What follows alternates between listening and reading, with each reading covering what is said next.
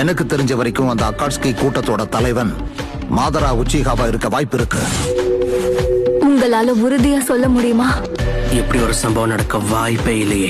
ஏன்னா மாதரா உச்சிஹா இறந்து போய் பல வருஷம் ஆகுது. காசே சொல்றது சரிதான். மாதரா உச்சிஹா இந்த பூமியை விட்டு போய் பல காலமாச்சு. அப்படின்னா அந்த மாதராவுக்கு சாவே இல்லையா? அப்படியும் இருக்கலாம்.